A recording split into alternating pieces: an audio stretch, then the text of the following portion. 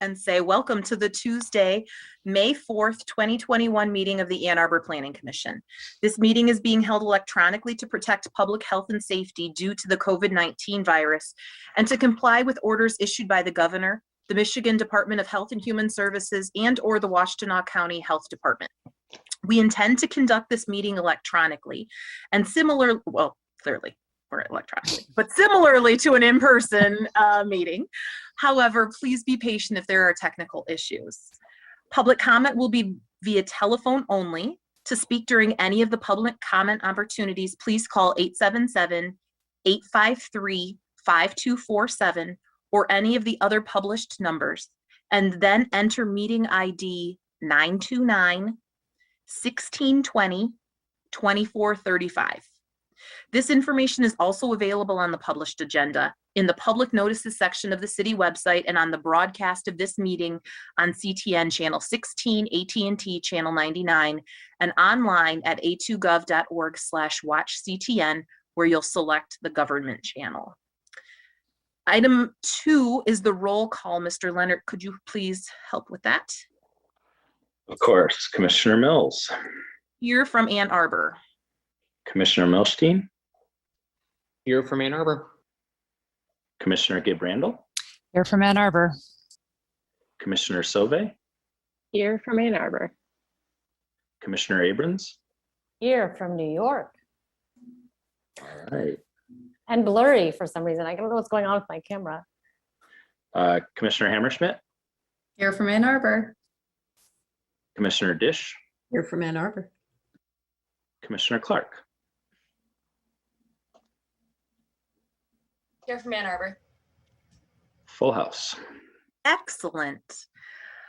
Item 3 is introductions. It looks like none. True, Mr. Leonard? I would also note that I think I skipped over Commissioner Hammerschmidt, but she is also here. You skipped over Commissioner Lee, I think. Yeah. Oh, Commissioner Lee. Like, I got off on my chart. I'm sorry. Commissioner Lee from Ann Arbor. yes. Yep. I can tell by your background. Yep. Lovely old Ann Arbor. Sorry about that. Okay. Okay, now we're really on to item 3, no introductions. So we'll quickly move to item 4, which is approval of the agenda. May I have a motion to approve the agenda? Moved by Commissioner Dish, seconded by Commissioner Lee. Any discussion of the motion? All in favor, please raise your hand or say aye. Aye, that is all the hands. So the motion carries. Item 5 are the minutes from the previous meeting. We actually have 3. May I have a motion to approve the minutes from the April 6th, April 13th, and April 20th, 2021 meetings, moved by Commissioner Milstein, seconded by Commissioner Dish. Any discussion of those minutes? All in favor of the motion, please say aye or raise your hand. That is all hands. Motion carries. So we're on to item 6, which are all of the reports. Council Member Dish, do you have any report for us? I do have a report for you. So the most interesting thing that happened at council last night was that the STR ordinances were passed and appreciation was expressed for the benefits of having these in the zoning code. And there are a couple of us who are exploring what we might think of as phase 2, which might involve some work on what is our vision for mixed use zones and STRs. I don't want to say anything and get ahead of myself because we really are just starting and haven't met with staff. The 614 South Ashley site plan was approved. The 2260 and 3411 Getty's annexations were approved. And there's nothing that I can think of on the consent agenda other than that the allocation for healthy streets did not pass. That is more directly of concern to our transportation buddies, but given that we are partners with them, I thought you might want to know. And they talked about it at our meeting, our joint meeting together. So thank you for sharing that, though that's not great news. Mr. Leonard, do you have any report? I do. 3 items. First off, a reminder that next week's is normally a scheduled working session of the Planning Commission. Instead, we will be joining the Energy Commission for a presentation by the Rocky Mountain Institute on electrification of development. That meeting will start at 6 o'clock p.m., not 7 o'clock p.m. And we will sort of be joining the Energy Commission regular agenda because that's a regular business agenda. Commissioner Mills, you'll be the sort of secondary chair, contrary to the previous meeting. So look for that agenda coming out late this week. A reminder of May 18th is the reschedule of home occupation ordinance considerations. So that will be on that agenda. And then a bit of a mea culpa that I want to make the Planning Commission aware of. The proposed TC1 zoning district is progressing to City Council with your recommendation as presented. I wanted to share with you, however, that I will be adding sort of a memo, a staff recommendation to the City Council, recommending that they reconsider the change that was made to increase the height up to 300 feet when it exceeds 1,000 feet of residentially zoned properties. I was part of that discussion, and at the time I communicated to the Planning Commission that that would create some opportunity for the taller buildings, particularly in the State and Eisenhower area, probably not the other districts. That is the case, but I don't think upon reflection that the geography that creates is necessarily a logical geography for that to occur in that way. So I think that warrants additional conversation. It is progressing as recommended, but I just wanted to alert you to the commission that, and I would encourage you to explore that interactive map too, if you have any questions about that as well. It creates, I think, I just don't think it creates an appropriate pattern for where I think that I'm projecting that you as the Planning Commission and I as staff envision that it would create that development opportunity. So I think that a higher height limit should be reconsidered probably and reconfigured in some other way. Nonetheless, that district has to be progressed to City Council. They have asked for that by June 15th, and we will meet that. I anticipate presenting it at the first June meeting for first reading. But again, I wanted to alert you to that staff note that I'm going to be presenting to the City Council, and I anticipate that would probably reflect some additional conversations for us as the Planning Commission in the future. That's all. Thank you very much. Are there any commissioner officers or committee liaisons that have anything to report?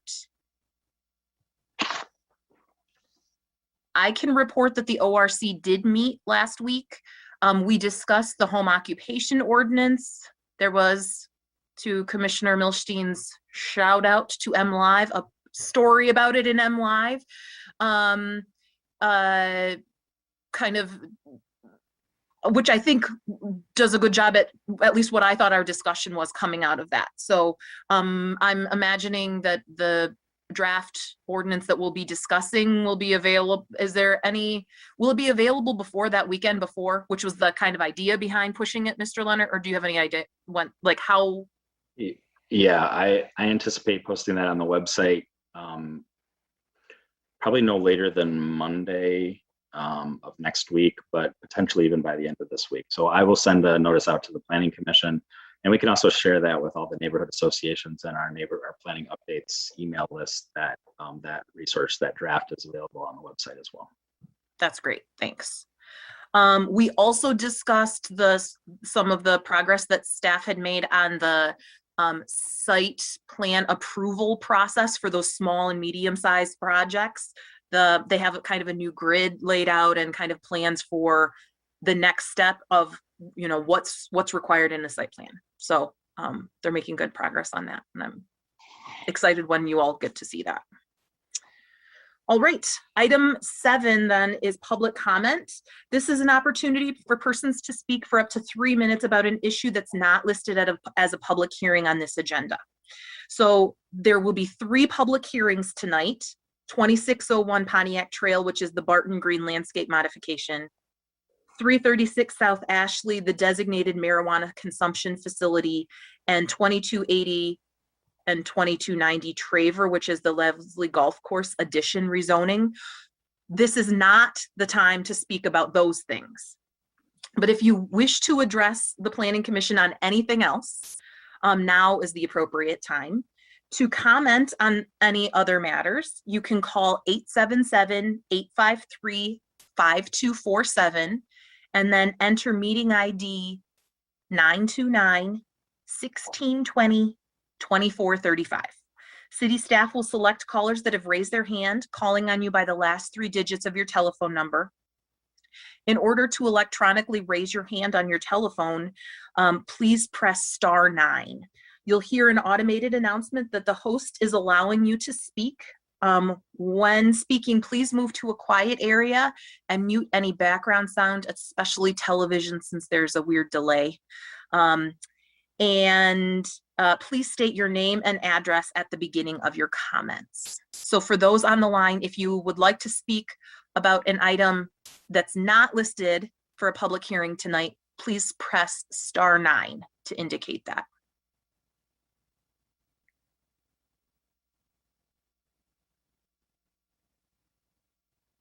Can give it a minute because of the delay. I see Commissioner Lee has a guitar in the background. Maybe you could compose some Jeopardy-like music for these segments. I like that. I think I'll do better on the piano, but Okay, all right. good idea for next meeting. I got you. I don't see any indication. All right. There will be another opportunity for public comment at the end of the meeting. So I will now move on to item 8, which are the public hearings for next business meeting.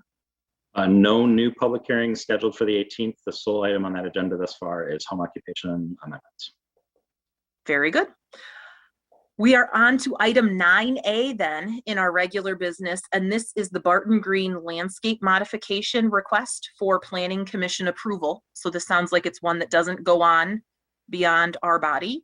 As is our normal custom, we'll have the petitioner presentation of up to 10 minutes.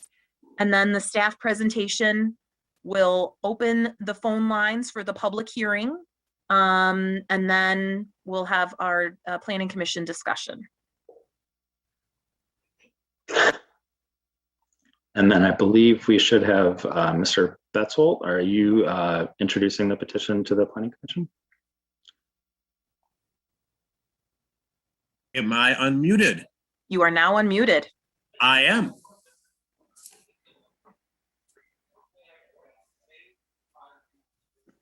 Nick is pointing Is out there any, are there slides associated with it? lots are, and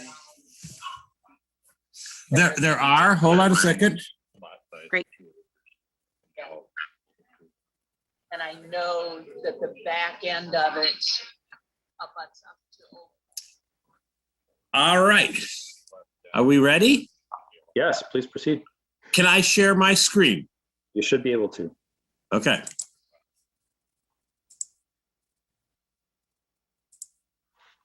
All right. Let's see if we can do this under pressure.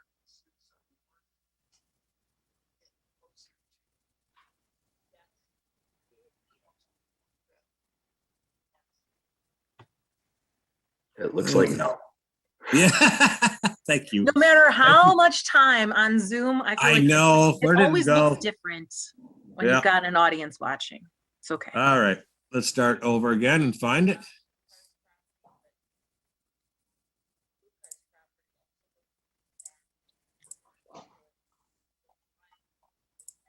I had it all loaded here. That nice little Barton Green. Okay.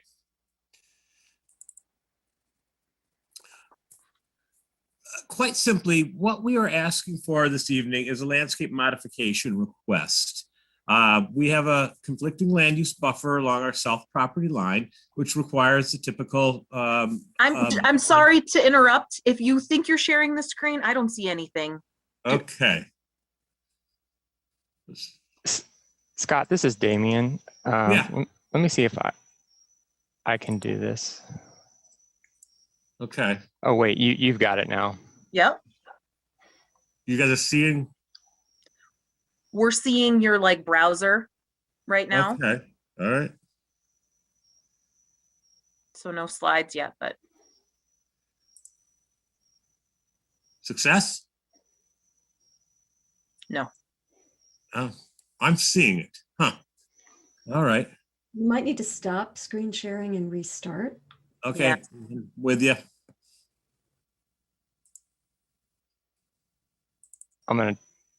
Scott, if this fails, I'll try to take over. There you go. You got it. There Got we it? go. All Yes. right. All right, go Back to- ahead. Back to my story. Okay. We have a typical conflicting land use buffer against our south property line. It was landscaped in the normal fashion, requiring one tree every 15 feet and a certain amount of shrubbery. And that was proposed all along and never contested. What happened is that Detroit Edison actually has a power line that runs along the common property line back here. And that is where they had to draw the power to feed much of the subdivision from. And as such, they said we need to hang some transformers back there and some other appurtenances, and we need to get there to be able to maintain them in the event that there's any issue. And with that, they said we can't have your trees here, because if your trees are here, we can't like drive our vehicles back here, or when your trees get big enough and just about the time everybody really likes the size of them, we're going to come down and we're going to have to cut the tops off of them. And that's going to make everybody upset. So they said, could you guys please move your trees out of like a 15-foot easement, or 12-foot or 15-foot easement that we'll need for access to this. And so we really weren't faced with a choice here. They were like, you want power? This is what we need. And so, we didn't really have a choice. So we said, well, there's no harm to move them forward. And let me see if I can.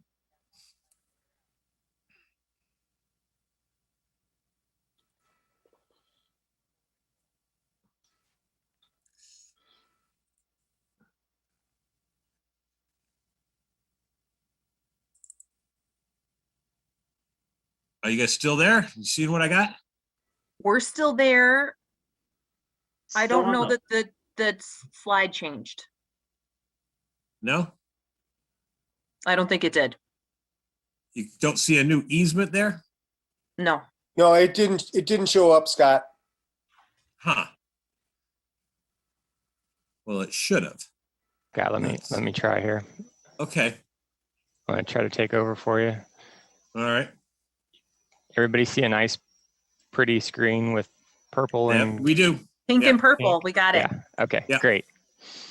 All right. So basically the purple is where the trees used to be by code. So we just shifted them just a little bit to the north, about 12 feet. Same amount of trees, the same amount of coverage.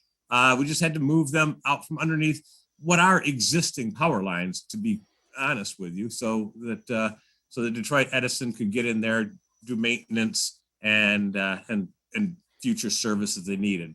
They got an easement from our driveway coming south into the property. But other than that, I mean, it's really, all we've done effectively is like we've basically effectively given some of the people behind here a little bit bigger backyard, because we've moved the screen wall a little bit back. So their perception is that they have a little more space, to be honest with you, behind their houses. But that's the long and short of it. All right. Very good. Thank you. Yep.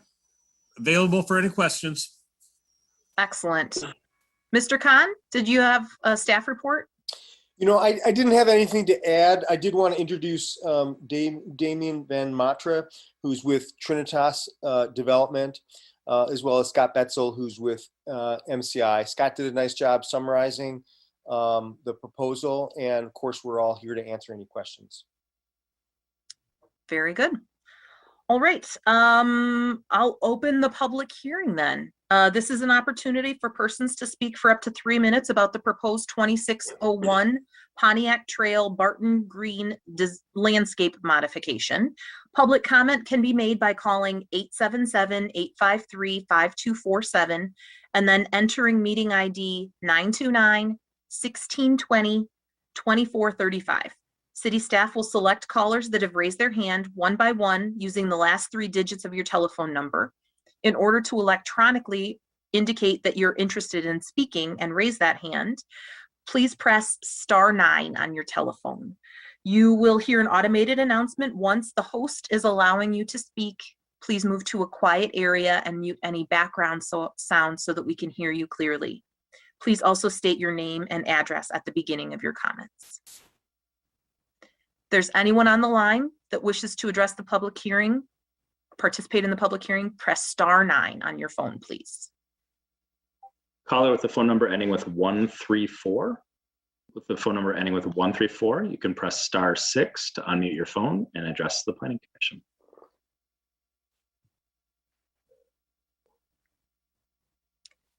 Caller with the phone number ending in 134. There we There you go. are. Right. Thank you, Mr. Leonard, Chair Mills. This is Ken Garber, 28 Haverhill Court. So this is my old neighborhood. I was over there today visiting Ed Dawson. A friend of mine lives at 473 Skydale. Yeah, we noticed the proposed change is already done. The conflicting land use buffer appears to be set well back from the property line and the electric line, DTE. And it looks like DTE has its right of way already.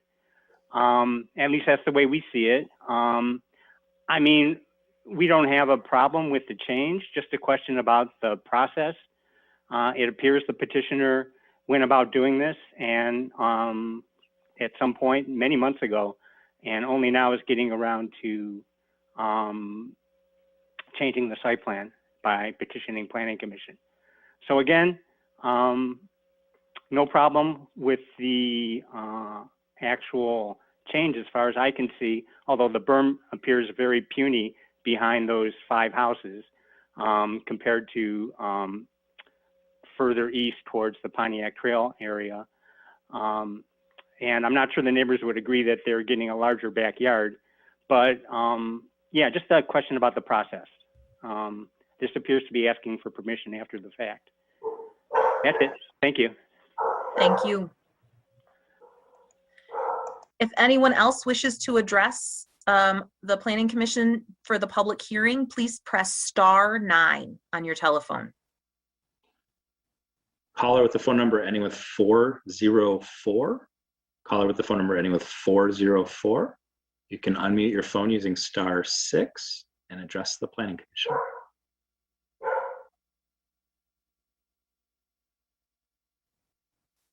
Caller with the phone number ending in 404, it's *6 on your phone to unmute. There you go. Hi. Hello, everybody. I'm a resident on Larkspur, and I just wanted to ask, is there something new that's going to happen as a result of this motion on our street or on the easement behind our houses, or has it already occurred? Thank you. Thank you very much. If anyone else wishes to provide comment during the public hearing, it's *9 on your phone to indicate that.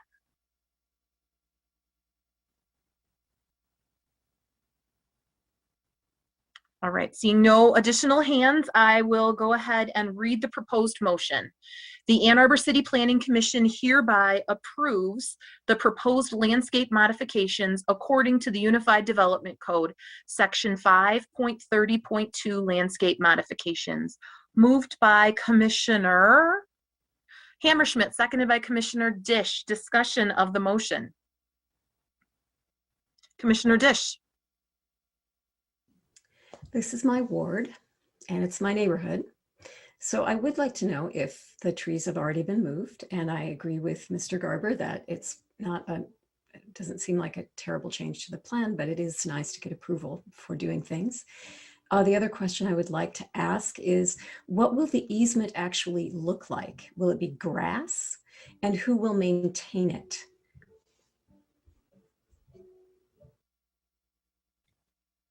That sounds like it's probably to the petitioner. Hi, good afternoon. This is Damien with Trinitas, 201 Main Street, Lafayette, Indiana.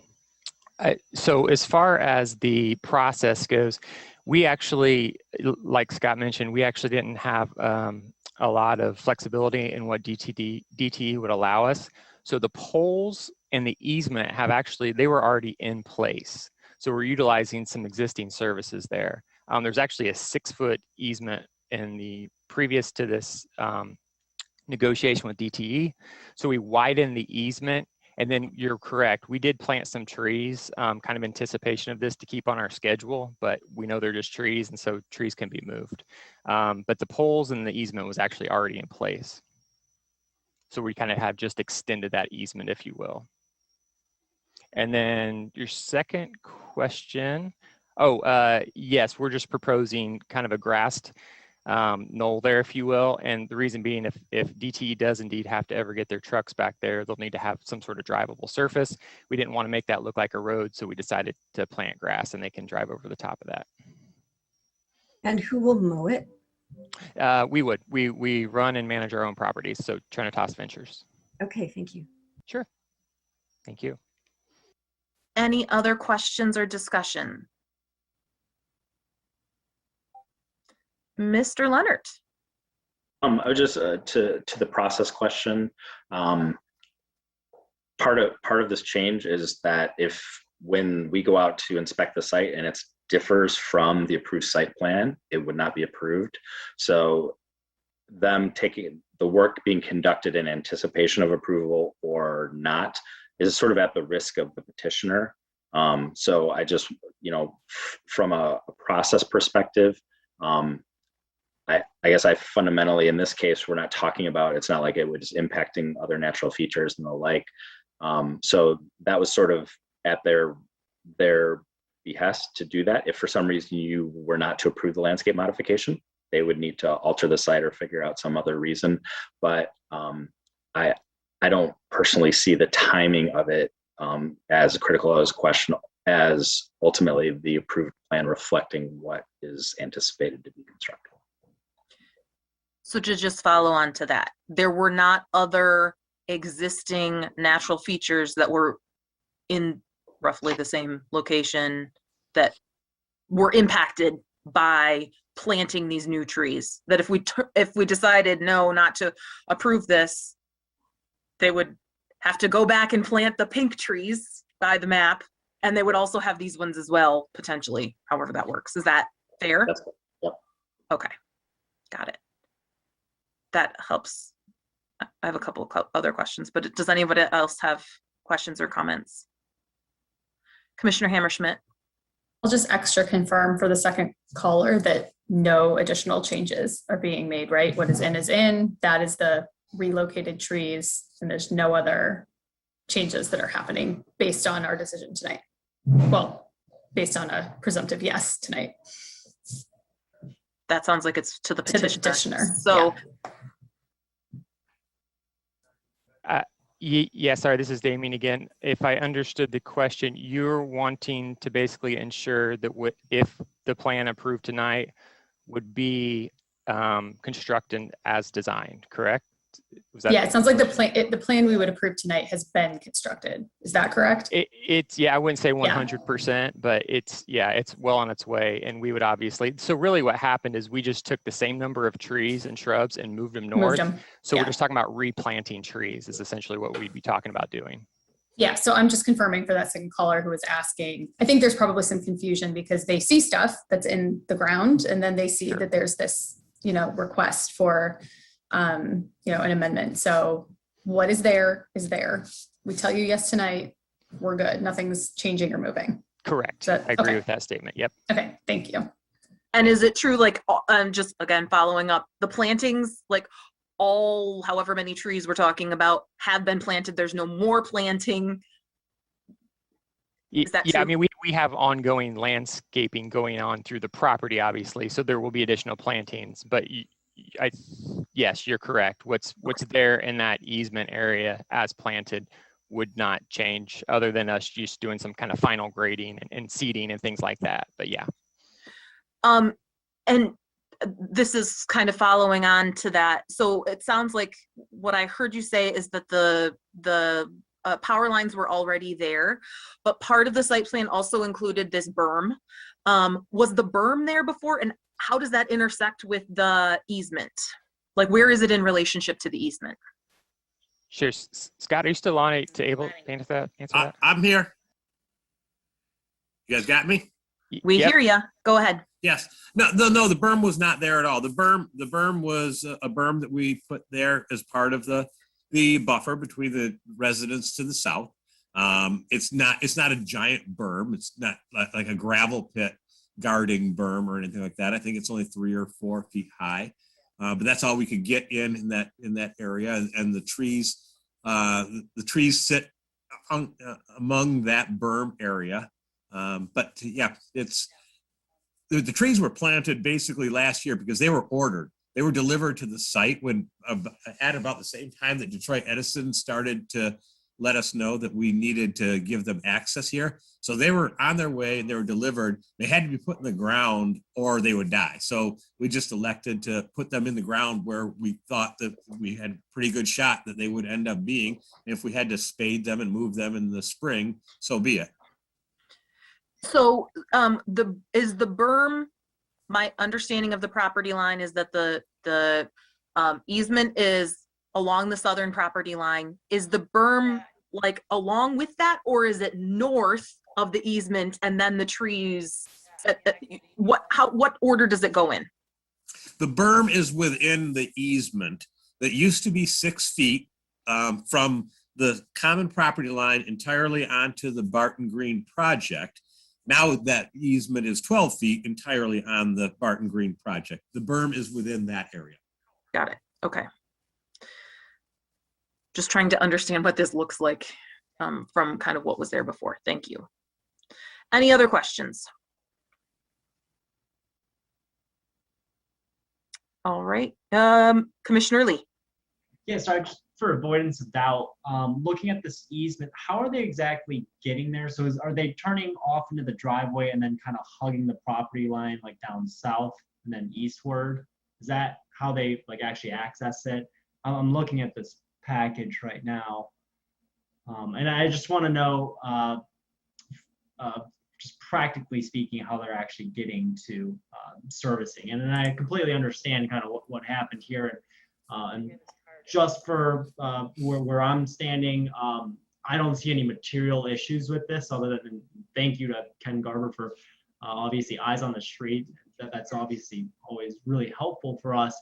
But practically speaking, oh, I see, perfect. So they'll just kind of turn off of this easement, come south, and then service. Is that correct? That's for the petitioner. That is correct. Okay. Got it. Yep. Sorry, because this wasn't in the staff report that I have. At least I haven't seen that red drawing. So overall, materially speaking, I don't have any issues with this, and just wanted to thank Mr. Garber for being able to visit and do a site verification. So that's it for me. Any other comments or questions? All right, Mr. Leonard, I think we're ready for a vote. Commissioner Milstein, Yes. Commissioner Gibrandal, Yes. Commissioner Sauvé, Yes. Commissioner Abrams, Yes. Commissioner Hammerschmidt, Yes. Commissioner Dish, Yes. Commissioner Lee, Yes. Commissioner Clark, Yes. Commissioner Mills. Yes. Motion carries. All right, very good. On to, sorry. Thank you all very much. All right, thank Good you. night. Thank you. On to item 9B. This is the 336 South Ashley property, which is the Liberty Consumption Establishment for Planning Commission approval. Another thing with final Planning Commission approval. Wow, 2 in a row. Again, we'll have the petitioner presentation. then the staff presentation, and then the public hearing before our discussion. All right, Commissioner Sauvé. Oh, did you get demoted? Now, when I'm moving people around, sometimes the list starts looking the wrong people because I'm just not very. All right, I've got a pretty sizable list, so give me a moment here to get everybody promoted. No problem. Music, please, Commissioner Lee. Mm-hmm.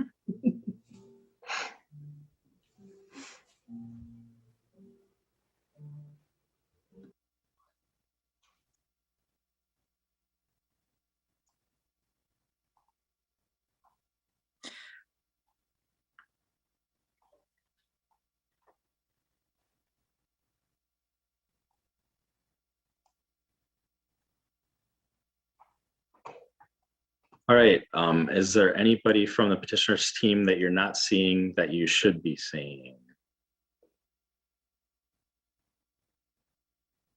Nope. Okay.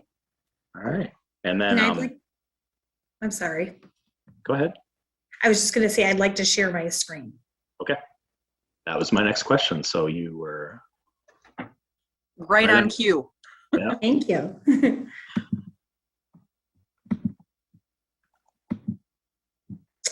It says the host disabled screen sharing. Try it now.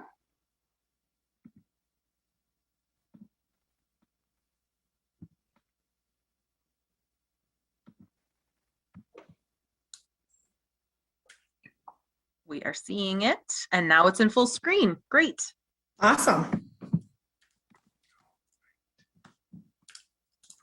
Can you hear me okay? We can. All right. Hi, everybody. My name is Rabbi James Kahn, and I'm the Director of Community Outreach for Liberty Cannabis. I want to thank the commissioners for the opportunity to speak this evening, and more broadly, for your commitment to public service and to the community at large. I'm here tonight to request a special exception use to operate a designated marijuana consumption facility at 336 South Ashley Street, directly adjacent to our existing Liberty Provisioning and Retail Center at 338 South Ashley Street. Liberty's proposed consumption facility would be the first of its kind in Ann Arbor and for the state as a whole. Honestly, it's a historic opportunity and one that we believe Liberty is best suited to bring to life. Sharon?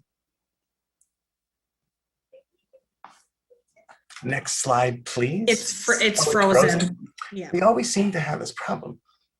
Let's see. Hold on. Well, I'll tell you about Liberty. Liberty was founded in 2011 when we were awarded 2 of 7 licenses to cultivate medical cannabis in the District of Columbia. From day one, we've been on a mission, inspired by the stories and the struggles of countless individuals, families, and communities who have been positively impacted by the cannabis plant. One of those people is this young man, Jackson Layden. I first met Jackson when he was 8 years old. He had been recently diagnosed with intractable epilepsy, which means traditional medications no longer work to control his seizures. On the day we met, Jackson had already had more than a dozen seizures, and it was only noon. He had been hospitalized more than 50 times in just the past 2 years. His mom, Lisa, led an advocacy group composed of 50 DC moms, all seeking access to non-psychoactive cannabis medicine rich in CBD and THCA, which at that point could only be obtained in California or Colorado. At the request of Jackson and his mom, Liberty committed to producing the medication locally, and Jackson became the very first minor enrolled in DC's medical cannabis program. Our staff worked with Jackson's doctors to develop a proprietary medication, which we named Jackson's Courage, which we gave to all 50 families at no cost. In fact, we continue to give Jackson's Courage to pediatric patients in DC at no cost. The results were fantastic. Jackson's Courage not a professional study, but amongst the folks that we surveyed, had an 80% plus success rate in either reducing seizures or in some cases eliminating them completely. Jackson was able to return home and is now an honor roll student. And for us, this story is at the heart of who we are as a company. And I want to tell you what that looks like in Ann Arbor. On a national level, that means shaping an ethical cannabis industry, one that pairs business success with a commitment to mission. On a state level, we have a 5-year track record in Michigan, with locations in Detroit and Ann Arbor, and a new campus opening in Madison Heights in early June. On a local level, investing in Ann Arbor with our provisioning center and now with our proposed consumption lounge means more staff, all hired from the surrounding community, making a livable wage with good benefits that include healthcare and PTO. And on a personal level, many of our owners, board members, and staff call Ann Arbor home, and many others are passionate U of M alum. Liberty's proposed consumption facility is a perfect example of our continued local investment, responding to the needs of our customers while simultaneously creating new jobs.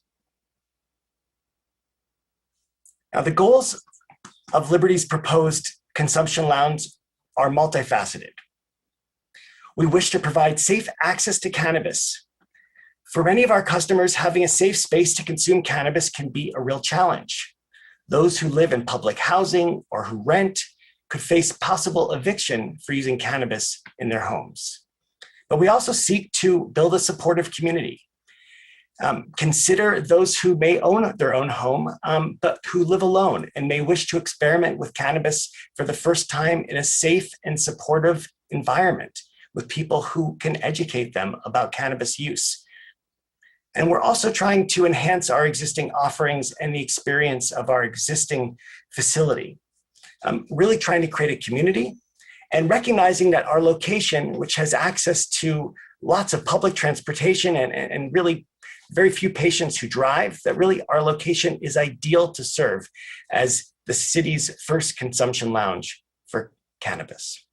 I should note that the pic that you're seeing on the slide is sadly not a rendering of our Ann Arbor facility. It's unfortunately not that big, but absolutely captures the spirit of a safe and enjoyable space that we are going to be creating in Ann Arbor.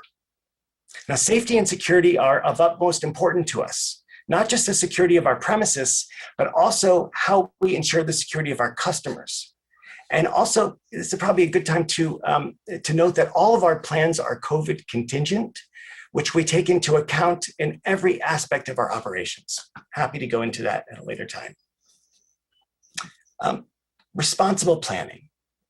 So we put a lot of attention into the outside lighting, into the maintenance of our sidewalks, into preventing things like double parking and loitering and littering and outside consumption. In addition to, a lot of this you'll be able to read about in our packet. But in addition to what I've just noted here, I think it's important to tell you that reservations will be required at this facility. They'll be in 45-minute blocks, that our hours will be from noon to 8 p.m. with the last reservation at 7:15, and that patrons must have purchased marijuana products from the adjacent Liberty Retail and Provisioning Center, which means no new traffic trip generation. This is a service for existing customers. The receipt is going to serve as their entry ticket into the consumption facility. So let me stress that there are many details which you can read about in our packet, but one that we are especially proud of, and which we know is of importance to our neighbors, is our odor control program. Most important to know is that we have developed a custom odor control and smoke removal system that will make cannabis odors undetectable from the street. The design, as I said, is custom, created by High-Tech Environments of Troy in conjunction with the mechanical engineers at J-Red Engineering and architect Harold Remlinger. of Design Team Plus. Now, while Harold is on the call and available to answer some more complex questions, essentially the plan takes a three-pronged approach. First, we are going to be making structural improvements to the building, essentially creating a hermetically sealed space. Second, we will be precisely controlling and monitoring airflow within the space, creating negative air pressure and air curtains at the doorways that will completely prevent any airborne particulates from escaping. And lastly, by utilizing a state-of-the-art air filtration system, a Purifil odor and smoke removal system, we'll be able to scrub the air of any odorous gases, any smells. About 90 seconds remaining. All right, so I'm gonna wrap up by thanking the community for supporting us over the last 5 years. The greatest testament to our success are the detailed letters of support provided by our neighbors and local business owners who've witnessed our commitment to being a good neighbor and a responsible vendor over the past 5 years. Some of you may have seen us this past weekend installing this dog weigh station and stewarding the kind of overgrown property next to this site. And let me just say that we've provided a very comprehensive application, which includes a detailed analysis of how we've met each of the criteria of this ordinance. In addition, we do intend to enclose the porch at some point in the future, so we would respectively request that the square footage not be limited to the interior, as we would like to be certain that we have the ability to use the porch area as an enclosed space subject to future City Council approval. Again, thank you for your time today and for your service. And we have an entire team here ready and willing and excited to address any questions or concerns you might have. Thank you and good evening. Thank you. Ms. DeLeo, was there anything that you wanted to add from the staff's perspective? Yeah, thank you. I am having screen overload, sorry. I will cover a few, thank you. Let me touch on some things in the staff report, mostly to do with standards of approval. As very well described, this is a special exception use, a request for a designated marijuana consumption facility. The site is zone D2, that is a acceptable use with special exception use approval. It's about a 3,000 square foot site, and they'll be using the existing building. Special exception uses are subject to the general criteria provided in the UDC. They cover such things as compatibility and consistency with the master plan, compatibility with the general vicinity, consistency with the neighborhood, adequate parking and general circulation and pedestrian safety. And a last, no impact to natural features. The commission might be familiar that there are additional standards for other types of marijuana facilities, such as provisioning centers. There are not for these consumption facilities. However, the applicants have addressed those other standards for the benefit of the review and of the Planning Commission. They have provided materials that describe the delivery procedures, storage, floor plan, so forth, safety and security, odor containment, which they also presented, waste disposal, and about days and hours of operation. We have found that the application meets the standards of approval for special exception use. We have provided a detailed motion for your consideration. And I would only close by saying that this has been reviewed by other staff as well, and all recommend approval. Very good. I will then open the public hearing for this petition. This is an opportunity for persons to speak for up to 3 minutes about the proposed designated consumption facility special exception use permit at 336 South Ashley. Public comment may be made by calling 877-853-5247 and then entering meeting ID 929-1620 2435. City staff will select callers that have raised their hand one by one, calling on you by the last 3 digits of your telephone number. In order to digitally raise your hand, please press *9 on your telephone. You'll hear an automated announcement that the host is allowing you to speak. Please move to a quiet area and mute any background sound so that we can hear you clearly. And please also state your name and address for the record. So any of the callers that are on the line, if you would like to provide a comment during the public hearing, please press *9 on your telephone now. Give it a few moments, please. Sure. I don't have a guitar to play, but we'll note that there were a number of letters in our packet in terms of communications about this facility. Seeing no indication of speakers. All right, then I'll close the public hearing and read the very long motion that includes the conditions. Oh, wait, I spoke too soon. Oh, all right. Caller with a phone number ending with 181. 181. You can unmute your phone using *6 and address the Planning Commission. Great. Thank you very much. This is R.T. Paul, and I live at 210 West William. And so I'm neighboring the Liberty Provisioning Center, and would just like to offer some comments about the proposal. You know, from my perspective, that the increase in traffic flow has been exceptional.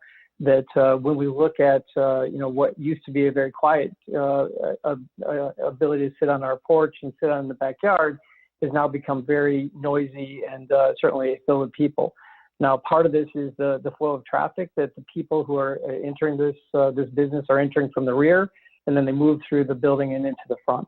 And so that creates, you know, certainly you know, far more people there to basically look at, and you know, basically, you know, restricts our privacy as well. And so there's, you know, certainly that's one aspect of this.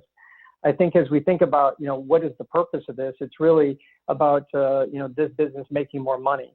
And so having a consumption center nearby just allows them to make more profits.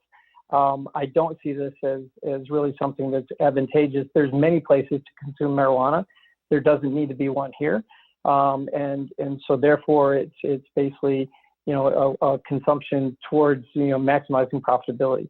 And lastly, we've talked about this, is, you know, there's concerns about the odors. Yes, they've designed a great odor control system. However, what if it fails? What if it exposes people that don't want to be exposed to marijuana odors, and so forth? And you know, within this whole environment, you've got a school system that's close by. You've got lots of traffic going by, and at this point in time, you've got a situation where, you know, basically people have consumed, and now they're going back out into the public in this location, which you know, poses an additional security risk for those that live nearby. So thank you very much for allowing me to comment, and I'll close the phone. Thank you. Do I have a chance to respond or no? You do not, but there might be questions directed to you during our discussion. Is there anyone else that wishes to speak during the public comment? If so, please press *9 on your telephone to indicate that.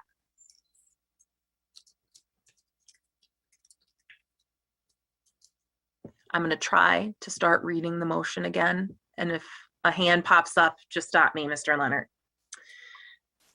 The motion reads: the Ann Arbor City Planning Commission, after hearing all interested persons and reviewing all relevant information, including an accompanying site plan, finds the petition substantially meets the definition in Chapter 55 Unified Development Code, Section 5.29.5.d, Special Exceptions, and Section 5.16.3.g, Marijuana Facility, and therefore approves the 336 South Ashley Street special exception use for designated marijuana consumption facility.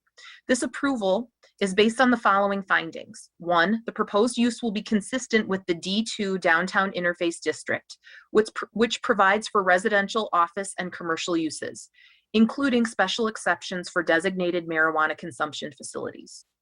2, The proposed use will not adversely impact traffic, pedestrians, bicyclists, circulation, or road intersections based on the location. South Ashley Street provides access to the site, and the proposed use is consistent with other surrounding uses' traffic impact.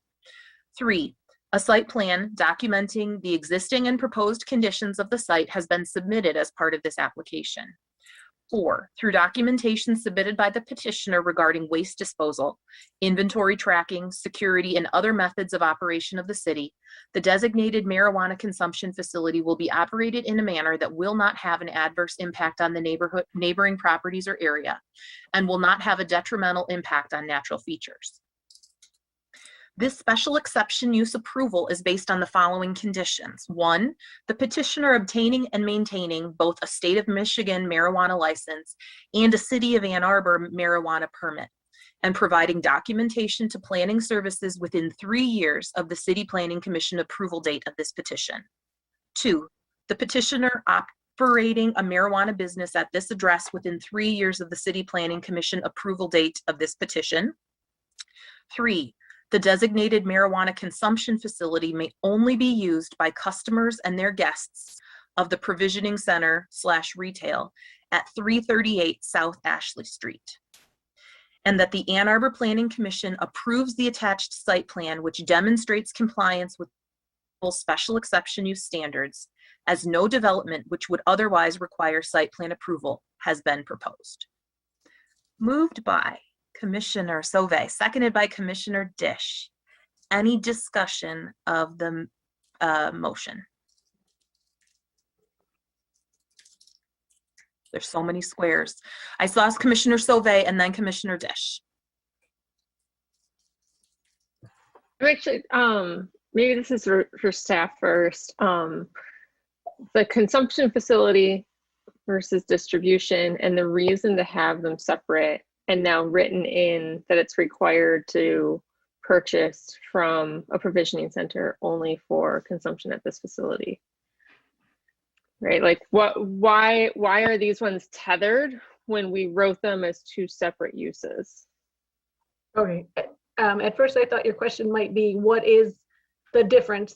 The differences have more to do with the state laws and how they were introduced and classified and so forth. But then this particular one is proposed to be tied and connected, sort of operate almost accessory, solely because of the traffic impacts and traffic considerations. It is not necessary. I don't think it's my day. The consumption facilities are too new of a land use to have much data at all, let alone robust data by the Institute of Transportation Engineers. And that Institute of Transportation Engineers has an established process for collecting the data and analyzing it and coming up with either your own data or proxies. But in lieu of that effort, our transportation engineer on staff said, well, if this is truly accessory, then she agrees that that process is not necessary because the consumption facility will not be generating any additional traffic. It is what I was trying to say and stumbling was, if we had gone through this process of figuring, determining all of the traffic counts and the peak hour trips and whether traffic study and traffic analysis is needed, maybe we wouldn't be at this place where we are saying that there should be a condition that's tying them together. But in lieu of that, it was sort of the easier way to go. And I should say that it was always their intention, and it would seem to be an easy way to go, because they can correct me if I'm wrong, but it was always their intention that they operate them as sister businesses. It's not a requirement, but that is their chosen model. I see a lot of head nods on the petitioner side, and I see Mr. Leonard's hand up. Yeah, and I just want to, within your question, Commissioner Sauvé, and Planner DeLeo's response, is that I think, frankly, this was an unanticipated question when we set them up as separate facilities. Because we don't have the benefit of looking into that ITE manual to figure out what they calculate what the trip generation is, it has to follow that prescribed sort of data analysis and presentation and validation of what is being proposed. So I think as these uses are considered in the future, I think we will be faced similar questions. That is, if they are sort of envisioned to be accessory to a provisioning center retailer, then that's going to be an option. If they are intended to be sort of more isolated or perhaps even just physically separated from a provisioning center, that's probably going to guide the necessity to go through that more robust process to present what the trip generation is going to be through analysis versus just being able to rely on the IT manual. Great, that's helpful. Yeah, because I know there's two separate uses and we're just seeing them kind of bundled. So understanding this one versus what we might see in the future and what their process is. So that's helpful. Thanks. Commissioner Clark Commissioner Dish and then Commissioner Clark. Yeah, so this was fairly well explained in the extensive documentation we received. And I wanted to note that I'm not even sure if this is a question, but I just wanted to note that one of the things that jumped out at me in all of the information, besides the incredible description of your odor control, which is great, it sounds quite amazing, but this is a big investment in this property. It's almost $7,000, and the projected profit is $150,000 a year. In part, I imagine that's because the patronage of this place is limited to who is purchasing at the provisioning center next door, and also because it's just one floor. You're using the top for management and administrative offices. So it jumped out at me that you're putting a big upfront investment, and it's going to take you a little while to recoup that. And I don't think that's a question. It's just an observation. If you had a comment about your rationale or anything that you wanted to say, or if others had thoughts, I'd be happy to hear them. Can I just, yeah, we truly see this as a continuation of our support of our current customer base. And we simply believe that access to cannabis is thankfully, it's now something that we have the right to have. And while some people have the benefit of being able to utilize their own homes to consume that cannabis, not everybody has that opportunity. And in fact, we often see arrests go up in states that legalize cannabis because an increase in access is not matched with an increase in places to use it. And so often people are using it in parks or outside on streets. And unfortunately, the folks that seem to get arrested in those moments are often people of color. So it really becomes an issue of racial justice as well. And yeah, that's what I'll say. This is not a money-making venture for us yet. We hope so. Commissioner Clark. I just had a question of clarification in the language. There was the line that says the customers and their guests will be allowed, along with, I'm just interested, does that mean that guests will be allowed to consume on the premises as well, or will they also have to be customers? And I'm just curious if you can elaborate on that. I believe I can, my understanding, and I think it's reasonable, you can imagine you might have a small group of, or you might go with someone, only one person is the purchaser. And so it's again, related to trips, there might be two people in the same car or two people taking the same bus, but one person is only actually purchasing.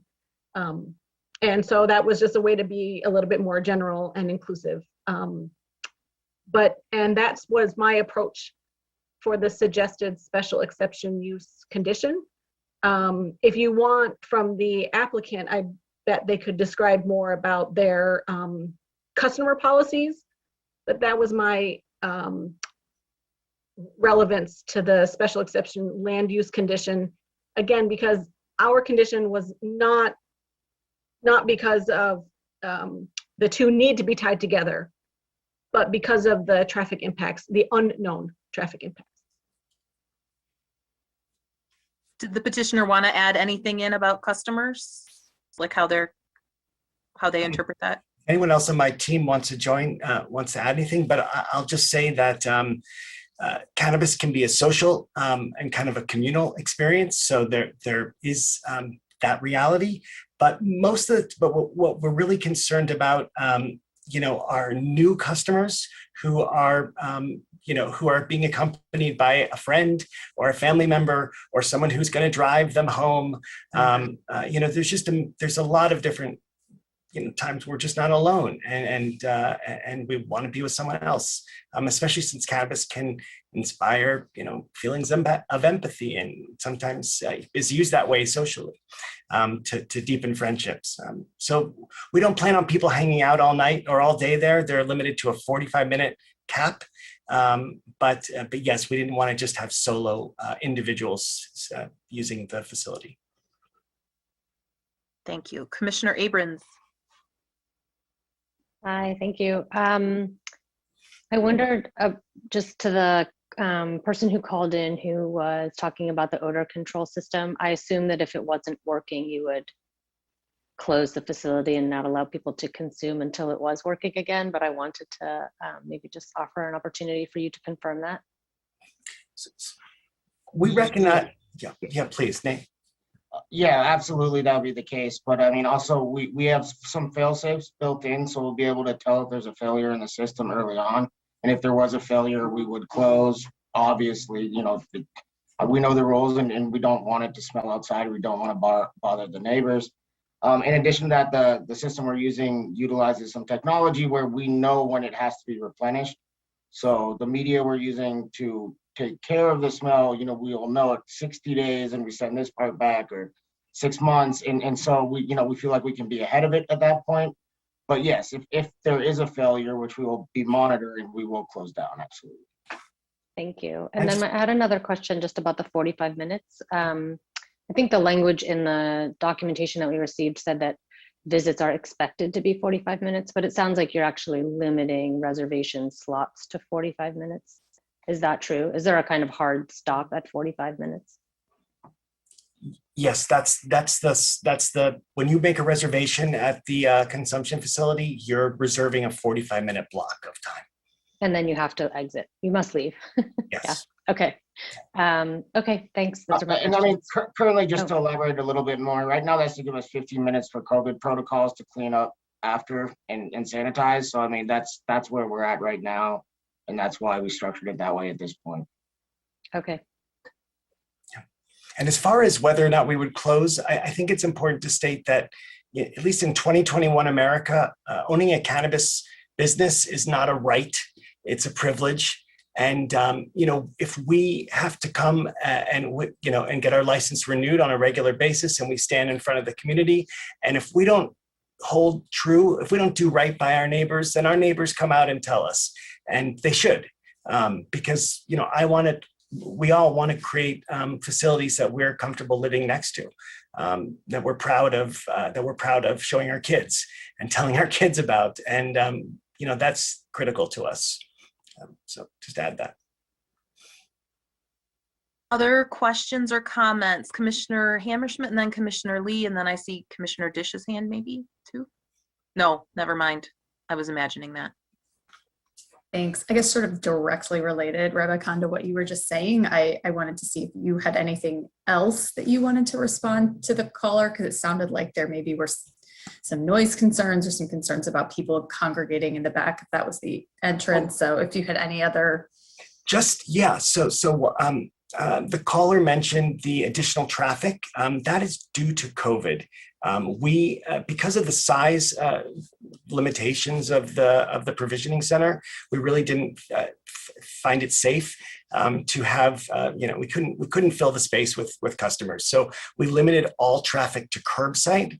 And because of that, it created more curbside and thus more traffic.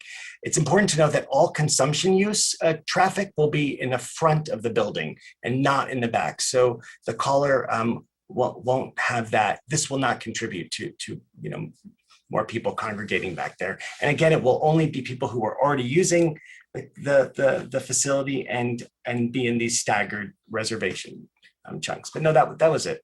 Thank you. And asking. Go ahead. I was just going to add regarding the noise issue. I mean, all the work that we're doing to insulate the building to make it hermetically sealed is going to eliminate noise coming out from the building. And due to the reservations, there won't be people outside loitering, making noise.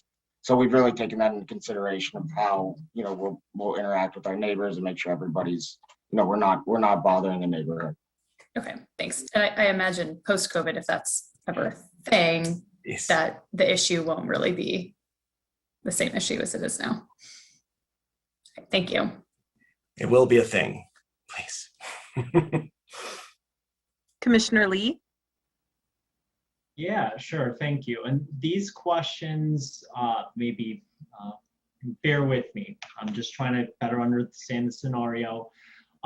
This one is for staff. So does the special exception use run with this particular property? And I'm coming from the standpoint, I noticed the lease was for 2 years with 3 2-year options. So what happens at the 8th year when the lease runs out? The ownership entity and the tenant seem to be two separate entities, but I'm just wondering if this runs with the property. All special exception uses do run with the land. The Planning Commission is finding that the characteristics of this address are suitable for this land use regardless of owner. So they would run with the land. I would anticipate your question might be in light of the condition. So in eight years' time, they can deal with their lease or as they will. I believe that special exception uses can be vacant for 2 years. But after 2 years, then they are deemed to have lapsed and it is over. But it does run with the land and not with a particular land and land use, not a particular owner. In light of this condition, again, it's not tied to the owner of the adjacent business either. But if the adjacent provisioning center retailer were to cease, then this consumption facility would have to either find another operator for the retailer, or we'd have to sort of go back to the drawing board. But it is sort of a risk that all special exception uses take. There are provisions and procedures, I should say, not provisions, there are procedures for amending special exception uses. Possibly by that time, there'll be some data about traffic impacts and we can reevaluate. But that is a lot of what ifs and a lot of assumptions. But just to the question at hand, it runs the land. Got it. All right. Thank you for the clarification. Again, bear with me. These are for my edification. So is the lease transaction, is the landlord entity at an arm's length transaction, or is it a related entity? Unrelated. Okay, so you guys have a straight up landlord. Okay, got it. This one is for staff. Overall, on a special exception use basis for consumption centers, do we have some guidelines for how many of these are going to be allowed total in specific zones? I think they said that this is the first one. And again, I'm speaking from an area of just trying to learn a little more about this. So is there kind of a maximum cap, density? Yeah. In this regard, you are not alone, actually. I knew that this was the first in Ann Arbor, and we are going to allow 28, matching the same 28 provisioning. We'll give out 28 licenses, matching the number for provisioning center retailers. And this is the first, and it's been a few years that we've allowed this land use, or enabled, I should say, this land use. And this is our first taker. It does not seem to be a it's not as popular as the retailer provisioning centers. And I was actually not aware that this is the first in the state, but you're not alone. This is the first in the city. And we've opened up the possibility for up to 28. Okay, got it. Thank you for that clarification. This one is towards the petitioners. Obviously, this body has been very emphasizing environmental sustainability. So what efforts are you taking in that particular realm? And will the insulation that you guys are putting in for odor control improve the R value and kind of the insulative factor? And is your control system actually going to use more energy than like a traditional HVAC, HEPA filter type, I guess, unit? So can you just expound on whether there are thoughts here as to improving the environmental sustainability goals as you guys proceed here? I think I can answer that question as being the architect on it. The insulation that we're using is going to exceed any of the Michigan Uniform Energy Code's requirements that we have right now in the books in the state of Michigan. We're looking on using closed cell foam within the attic space on the underside of the roof deck, one for creating an impermeable air barrier so no leakage is going out, but two, at a rate of an R of roughly about 8 R per inch, we could be exceeding the R30 at the roof, meeting the minimum requirements, or exceed the minimum requirements of an R30 at the roof.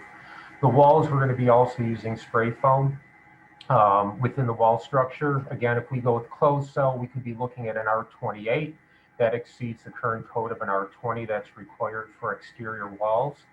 And then also we're going to be using what we have listed in our protocol for an aerosol sealed air barrier. And what that will do, it will seal any cracks around windows, doors, between stud walls and floors.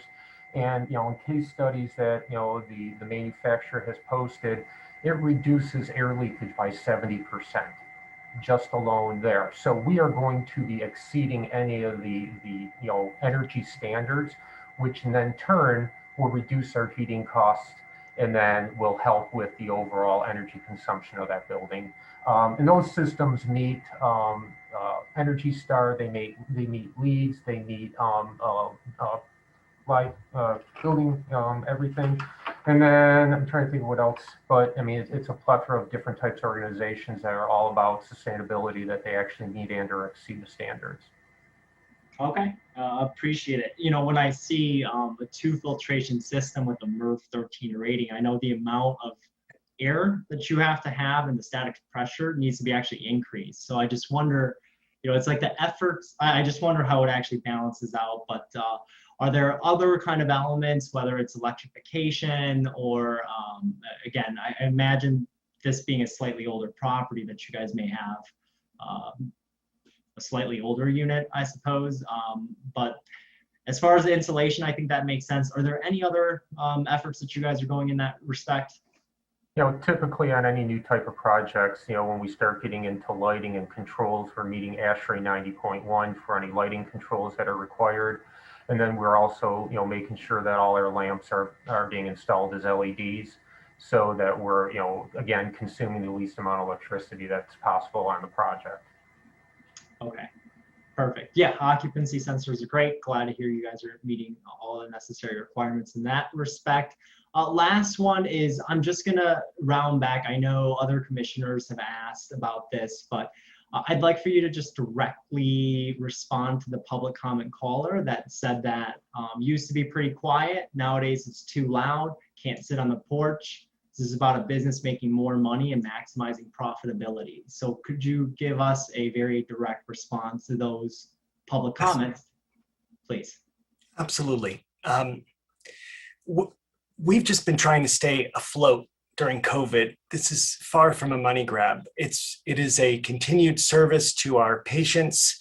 There's a $10 fee for entry for those who are accompanying folks. So it's really not a lot of money that we're going to be making here. It is an additional service. Again, the reason for the additional traffic that caller has seen is a symptom of the safety precautions that we took to protect our staff and our customers from spreading COVID. And yeah, I'm sad to hear that it had any impact on a neighbor, and I wish I would have known that and earlier. But indeed, it is a COVID reality that will end when COVID ends, and more so, this specific entity of adding the consumption facility will have no impact on that, because again, all traffic for this facility will be coming from the front of the building. So again, reservations only. And the caller's belief that there are many places to legally use cannabis. There is one place you can legally use cannabis: your home. And that's only if the terms of your home ownership allow it, or a friend's home, or whoever's home you're in. But you can't just go into a public building or a hotel, or you just can't. It's not the case. There are actually, people might use cannabis wherever they want to, but that's actually not something that we encourage as good neighbor and part of our good neighbor policy. Yeah. Just maybe to add a little bit, I mean, we are downtown, we are, an assembly use. There could be other assembly uses there, and there are just down the road that are open till midnight till 2 a.m. and all the, we're not one of those. We're not doing that. We're an accessory use. We talked to, there's a letter of support from our immediately adjacent neighbor in the packet. And we approached all of our other neighbors and been trying to have a dialogue. And I think, including the caller, I tried to talk with him in the past as well. And so, we are doing our best to incorporate anything and everything we hear from neighbors into our operations to make sure that we do not cause any issues for people that are in our neighborhood. And generally, we've gotten very good responses to that end.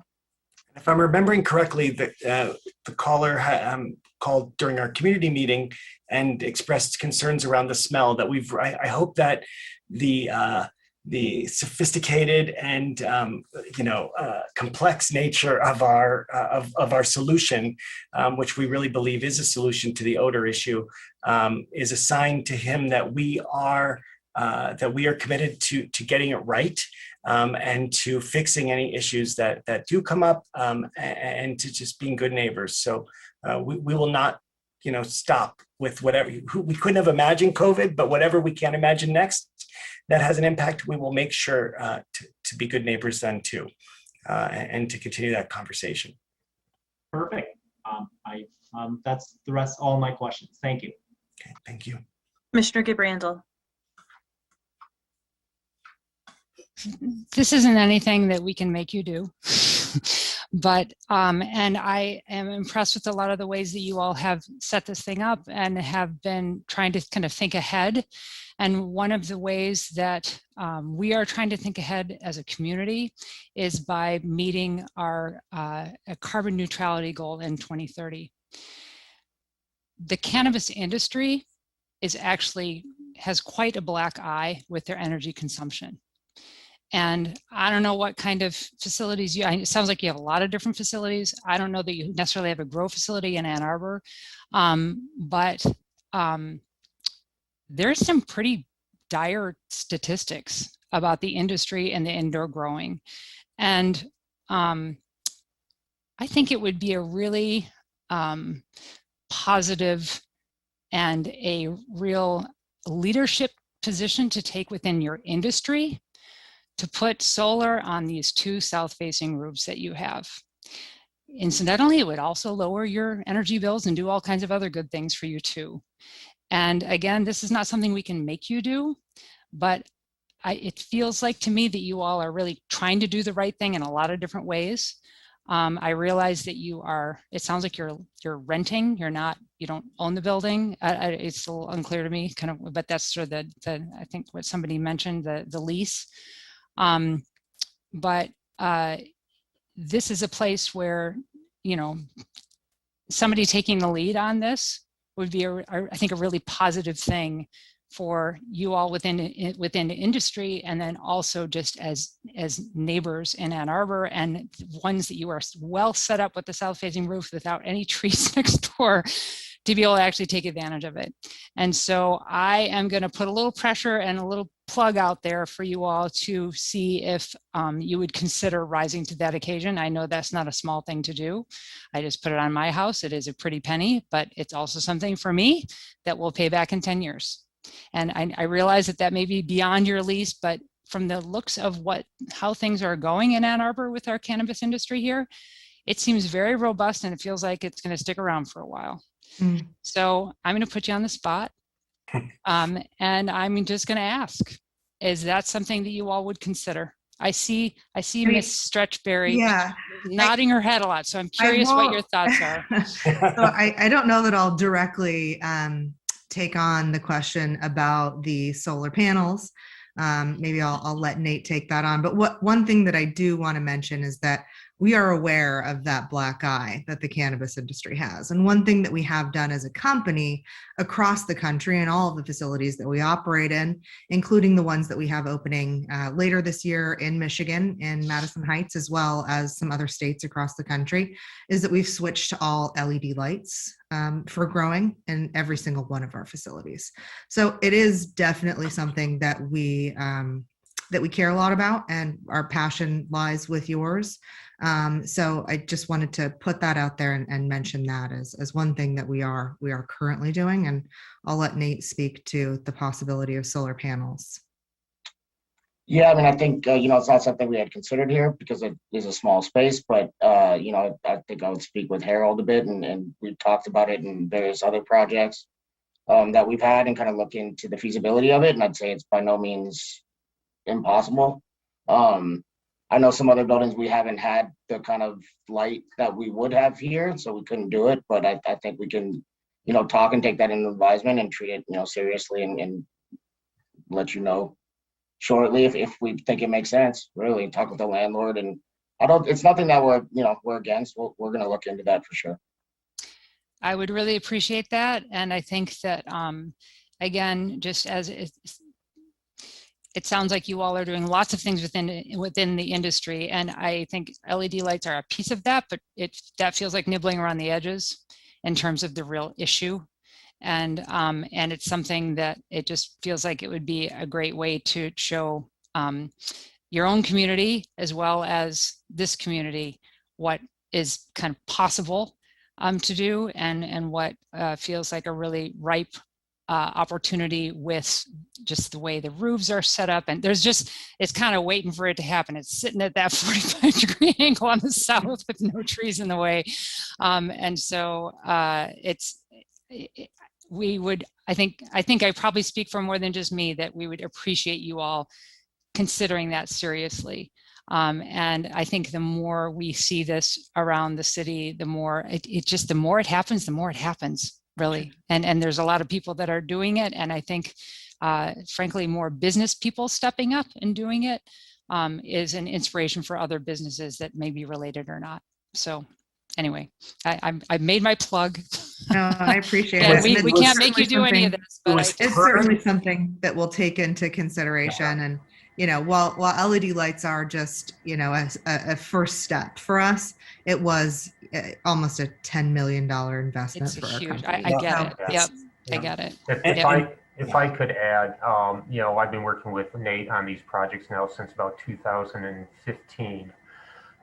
So we've had this discussion numerous times regarding sustainability, regarding solar panels, and in fact, the Madison Heights facility that we spoke about, it was originally designed to have solar panels on the roof, to the point where we actually moved all of the rooftop units to air handlers and an indoor equipment platform to free up roughly 45,000 square feet of roof surface. Awesome. Unfortunately, COVID hit just as we were going through our planning and everything else, and construction dollars all changed, and it was, pushed us back almost 8 to 9 months, and some concessions were made. However, doesn't mean that still may not be a possibility.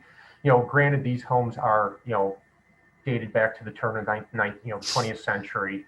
Roof structures are 2x4s on 24 inches on center with, chicken boards for old cedar shake roofs. They're not designed to handle the load of the additional solar panels up there. Now, I do know solar panels do reduce snow load because they heat up quicker and the snow melts off and they slide off. I've been doing solar installation and design on projects since I ran the solar decathlon project for Lawrence Tech in 2006. So I have, a 40 kW system in Florida, and we're installing a 30 kW system currently in Commerce Township. So this is one of my, you're speaking to, the choir here. I push this as much as I can if dollars, make sense on it. And as you know, DT doesn't buy it back anymore. They cap it, they put per diem on it. And because that building's been vacant, they'll look at 2 years or 1 year of usage and they'll go, oh, you hardly used any electricity. You can put 3 panels on your roof. So again, I mean, those are things that we would have to take in consideration, but we've had those conversations since day one, minute one on all of their projects. I'm asking you to continue the conversation then. I will push. And that's and do look into the impact of LED lighting. I know it's very real. of I 40 to get it. 50%, Yeah, but we're which is a really ma- yeah. trying to I'm with you. I really am. decrease our actual emissions, and I mean, so yeah. Yeah. Towards that end, I'll just tack on here that, particularly given your hours of operation are largely during the daytime hours, you're actually matching well the timing. And so those panels like that you don't have to sell back to the grid because you will use it during the day may, this is where it's different from facility to facility, as I'm sure your team knows. So while I'm talking about energy, I wanted to again give kudos to to what Commissioner Lee was pointing out about the efforts to air seal. That is the technology that we are talking about using in our 1927 house, because I think that's great. It's going to serve both purposes, both odor barrier and help make what is, I'm sure, a pretty leaky home, not so leaky in the future. And so I think that, it's exciting from my end, similar to what Commissioner Gibrandl was saying about solar, the kind of air sealing things are not so visible and not nearly as, flashy or to people. But I think that is actually one of our biggest barriers to being able to achieve our sustainability goals in this city is how to retrofit our existing building stock and make, fill those leaks. So it was exciting to see that was being deployed here too. So that's not a question, just like a excellent finding. My sense, I am in this area quite a bit, and I actually, it makes a little bit more sense now that your entrance is to the back, because I was thinking I had never seen anybody hanging out or loitering or no line at the door. And so that's my perception, not as an immediate neighbor, but as a frequenter of this particular block. The question that I think you brought up to us was about square footage and the ability or the request, the ability to, not hamper yourself to future enclosure of the porch. The question that I want to talk about the porch in just a minute, but the question first to staff is there's nothing, sometimes for retail facilities, we do limit the square footage, but that's not part of this. Is that right? Correct. I did not propose a square footage limitation. Obviously, if the commission feels differently, one can be added, but there is currently not one in the proposed motion. There is a limitation for the retail facility that we're tying this to, though. Is that right? Or maybe? I'll look. I can't remember either way. I'll look it up now. Okay. I mean, I think that, I often think about, well, what could happen in redevelopment, because it wouldn't necessarily have to be, again, because that goes with this property. How would that actually work? If there was physical change to the site, the special exception use continues on, even if the building were redeveloped and they could reestablish themselves in 3 years? Well, give me a second on there too. Oh goodness, too many questions, sorry. Commissioner Milstein, you go ahead. I think this is the historic district. Is that correct? I don't think so. No. All good questions. I'm seeing shaking of heads. This would be something that definitely like you would know probably if you were in the historic district. Also, I would imagine that that impacts what you, if you have plans for the front porch. Yeah. So I was thinking about that too, though, Commissioner Milstein. I was like, I'm not quite sure, but just looking at the rest of the street, I assumed not. I would just, I think that that's a, yeah, I'll wait.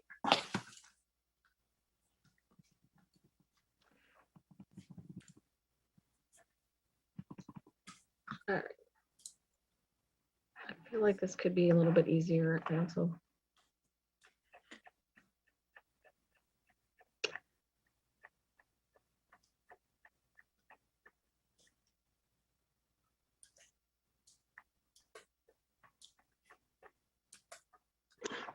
I can address a couple of those.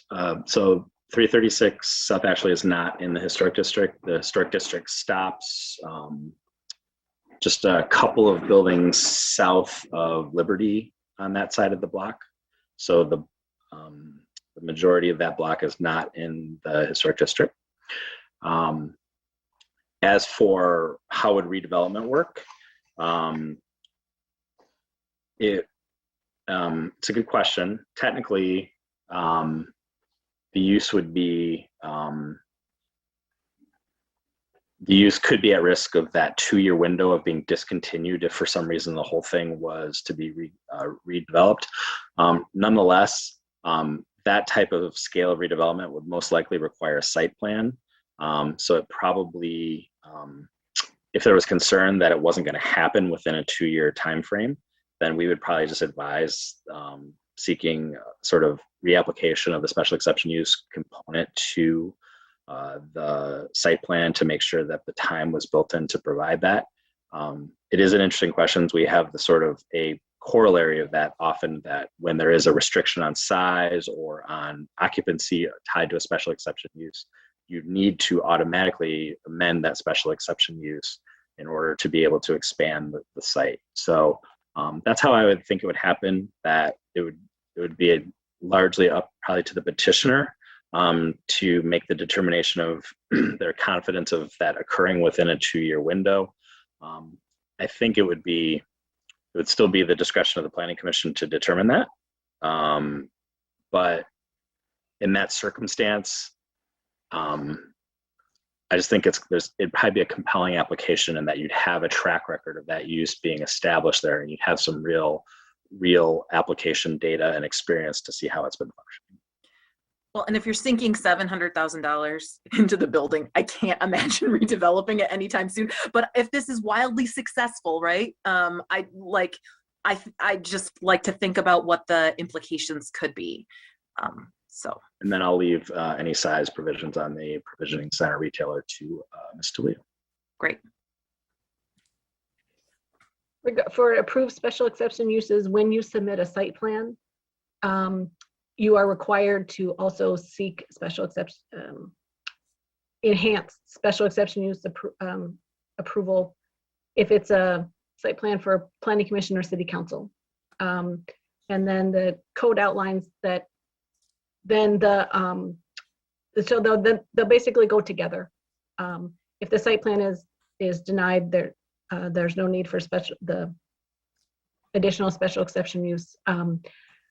Also, if the use is not, the use could not be permitted, the original special exception use would stand.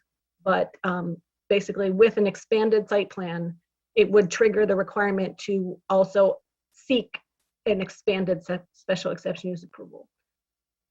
I think what they want to do with the front porch, I'm thinking that would be an administrative amendment that would not trigger an additional special exception use. Okay. I would just say I can recognize, like, I don't know what the flow is the front porch really makes that street. The front porches, I think, really do help that street. And so, particularly if there's things, you know, you're caught like about where you do things and if there's space in the back or not, and like what impact that has on neighbors. But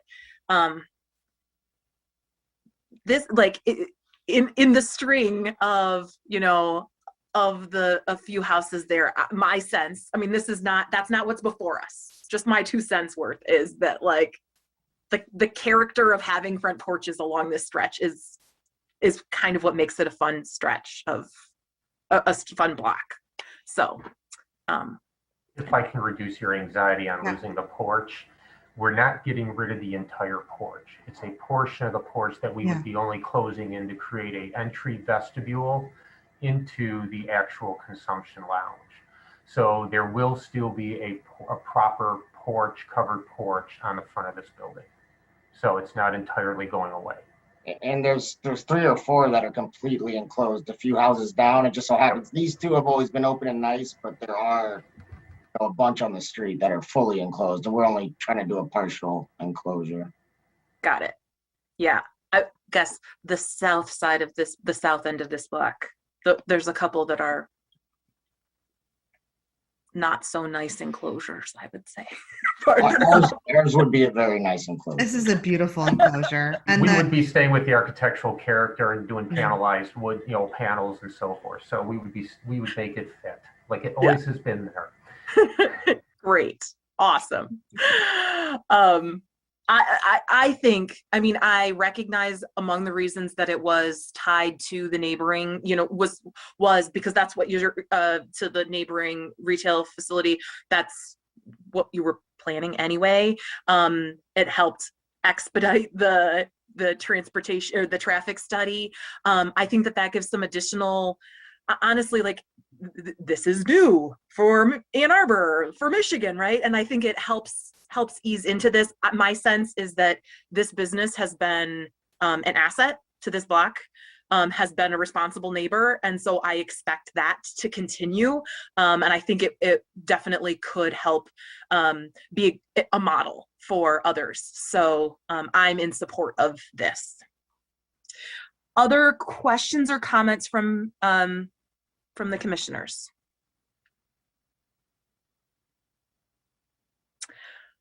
I think that we're ready for a vote then.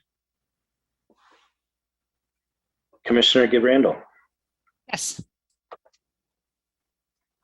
Commissioner Sauvé, Yes. Commissioner Abrams, Yes.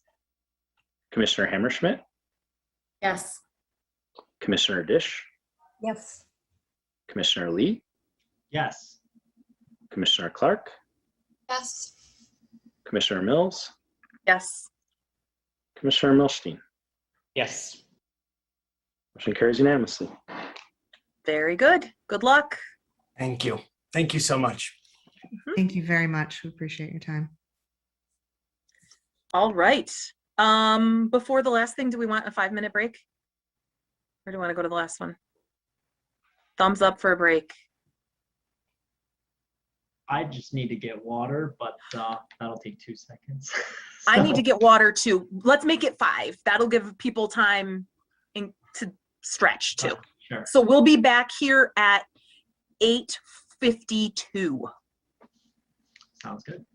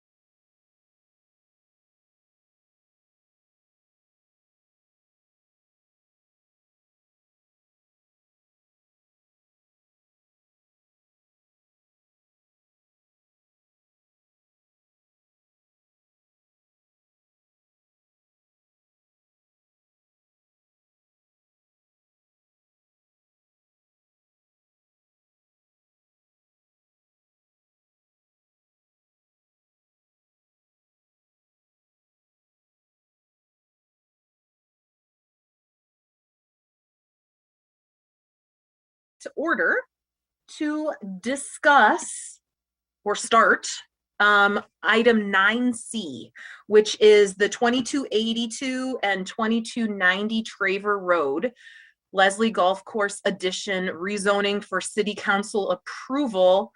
The petitioner's technically the city, so it's a staff presentation, yeah? And then we'll do the public hearing.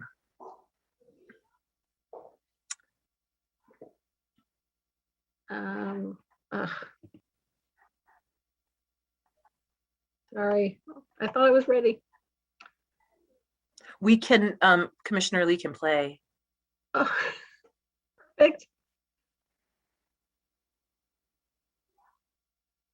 All right, I gotta figure out how to not fit to page. This is not gonna work. All right. We're gonna be a little bit informal here, and we're gonna go with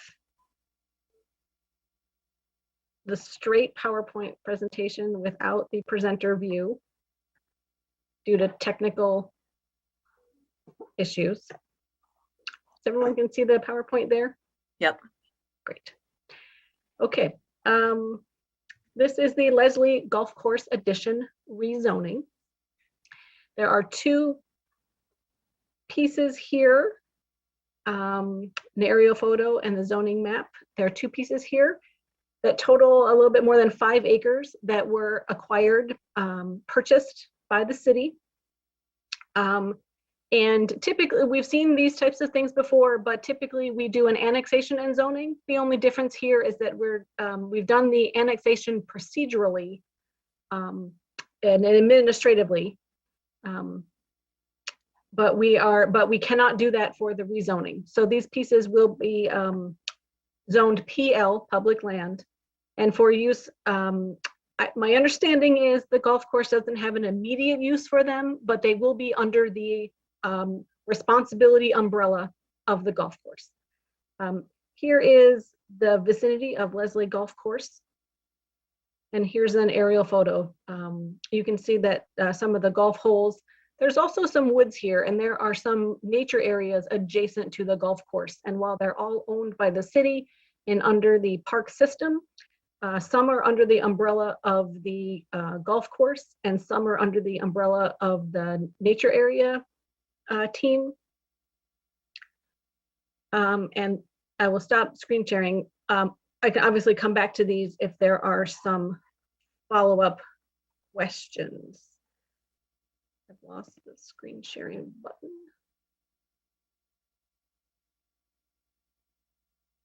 Oh, stop screen share is right there. Perfect. Okay. And only to recap, these have been, these are owned by the city under the city jurisdiction. They have been annexed, and we are asking for rezoning to PL. This is a recommendation of the Planning Commission. It will move forward to City Council. There is a state act that allows properties to be annexed under certain conditions, basically when the owner is the city and when it is adjacent to a city park. Then it can be annexed and it's vacant. It can be annexed procedurally like that.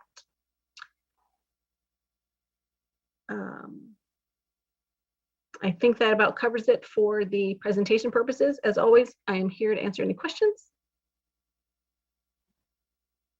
Very good. Thank you. We will open up the public hearing. This is an opportunity for persons to speak for up to 3 minutes about the proposed rezoning of 2282 and 2290 Traver Road. Public comment can be made by calling 877-853-5247 and then entering meeting ID 929-1620-2435.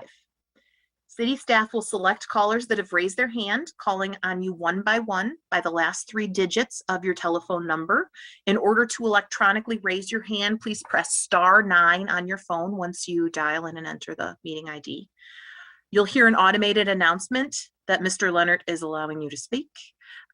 Please move to a quiet area and mute any background sounds so that we can hear you clearly. And please do state your name and address at the beginning of your comments. I see 3 callers on the line and one already has their hand up. Caller with the phone number ending with 382.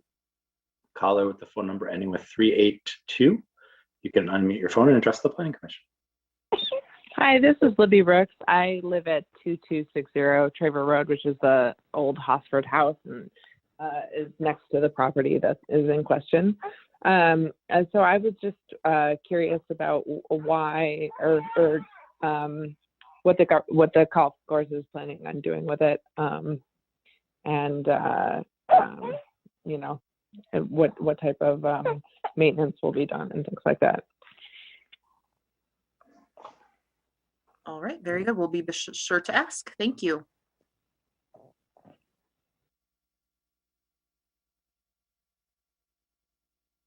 Caller with the phone number ending with 534. Caller with the phone number ending with 534. You can unmute your phone using *6 and address the Planning Commission. Good evening. This is Tom Stahlberg. I live on Traver Street as well, not right at this property. You know me as a developer who's done a lot of rezonings. You know me as a landlord who's done a lot of affordable housing work, having created and provided affordable housing. Now you also know me as a real estate broker. I was the buyer's broker for the previous caller on this 2260 Traver Road property. We followed this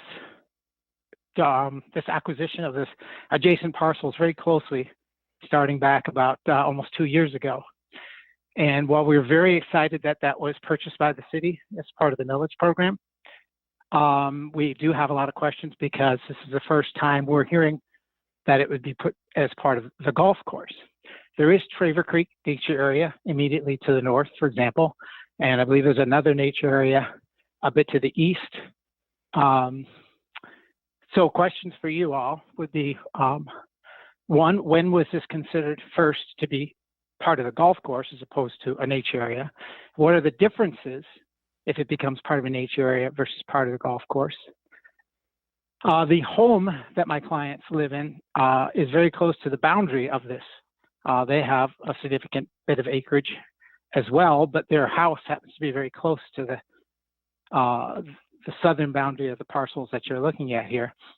So it would make a big difference to them if there was some kind of activity there in the future because it's golf course instead of nature area, for example. So we really would like to hear more about this because this is all new to us and we followed this closely for nearly 2 years. So I thank you for whatever information you can provide us. Thank you. Thank you.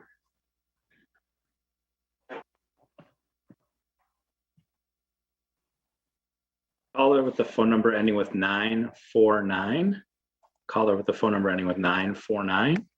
You can press *6 to unmute your phone and address the Planning Commission.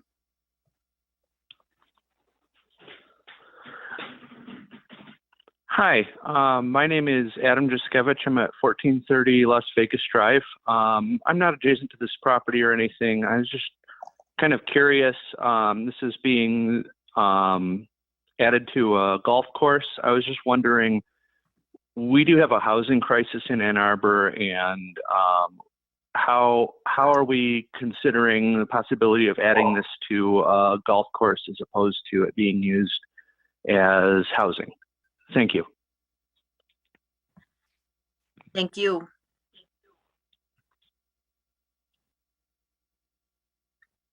I feel like there's maybe one more caller on the line. If you'd like to address the Planning Commission on this item, press *9 on your phone to indicate that.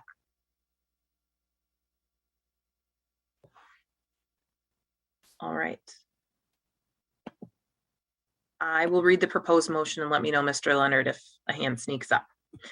The Ann Arbor City Planning Commission hereby recommends that the mayor and city council approve the Leslie Golf Course, Hosford Edition rezoning from Township, TWP, to PL Public Land. Moved by Commissioner Milstein, seconded by Commissioner Dish. We are in discussion. Mr. Leonard, and then Commissioner Lee. So I just want to, I don't think I have all of the answers that have been brought up, but I will share the information that I have. I'm going to pull up a map that'll maybe help illustrate my understanding of it. So let me know once you can see. We can. Okay. So so the acquisition was done with the city's open space millage and acquisition funds. So it's not to say that other sources couldn't have been used, but the funds that were used in this case were for this distinct purpose of acquiring it for natural features or parks.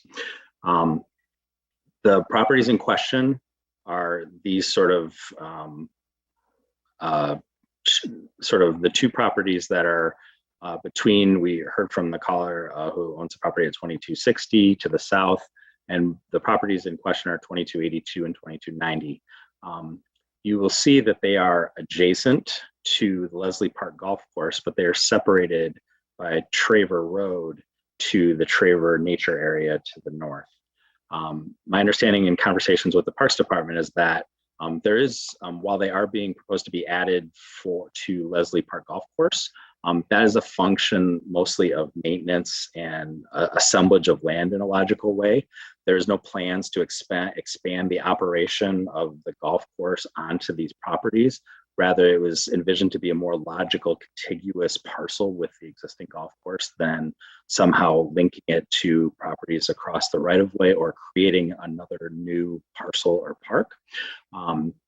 My understanding also is that there, in short, are no immediate plans for development. However, as you can see, the presence of Traver Creek was of particular concern and value in considering the acquisition of this property. When we sort of, a little bit too far, when we zoom out, you may recall or you may be aware that several years ago, a pretty substantial revitalization and restoration of the Traver Creek through the golf course was conducted. There are some long-term capital improvement plans to work on some water improvement opportunities to the north as well. The availability of resources and the proximity to the golf course was seen as a valuable acquisition to frankly control another significant portion of Traver Creek towards the goal of being good stewards and overall water quality management. So that's why it's being added to a golf course. It is not intended to be added to the golf course for truly golf course activity. My understanding is that it was just a more logical appendage to that existing public land property for the purposes of maintenance and maintaining and operation and monitoring. That said, I don't know specifically what the maintenance and operation plan is for it. I think it is probably more akin to a natural area than the golf course or an active park. However, we could find more detail on that, certainly either if the Planning Commission is desirous of that, or we can make sure that that accompanies any progression of this to the City Council. And it looks like Ms. Leah wants to jump in too. And then after Commissioner Lee, I see Commissioner Gabrandel. Nothing related, but the PL district is appropriate